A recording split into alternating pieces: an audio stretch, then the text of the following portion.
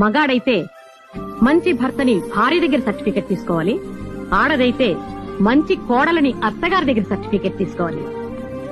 చేతిలో degree certificate, salary certificate ఉన్నాయనే పొగర్తో మీ అత్తగారి దగ్గర రాలుగాయ పిల్లనే సర్టిఫికెట్ తెచ్చుకున్నావు కదటే పాపిష్టిదా. నేను నా భర్త దగ్గర తీసుకున్నది స్వతంత్రం, నువ్వు నీ భర్త దగ్గర నుంచి లాక్కున్నది స్వేచ్ఛ. స్వతంత్రానికి స్వేచ్ఛకి ఎంతో తేడా ఉందే తాతకి. ఏమండి, ఏమంటారు? అవును. ఎందుకు అవును? నువ్వేమన్నా అవును.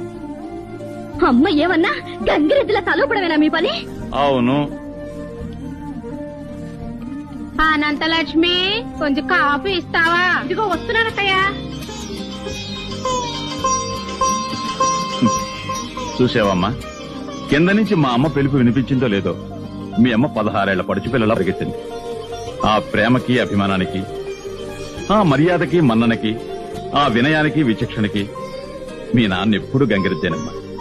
నేనే కాదు, మీ అమ్మలాంటి భార్య దొరికితే కొమ్ములు తిరిగిన మగాడైనా గంగిరెద్దుగా మారిపోతాడు. కానీ నీలాంటి భార్య దొరికితే గంగిగోవు లాంటి మగాడైనా ఆంబోత. మగాడైతే మంచి భర్తని భార్య దగ్గర సర్టిఫికెట్ తీసుకోవాలి. ఆడదైతే మంచి కోడలని అత్తగారి దగ్గర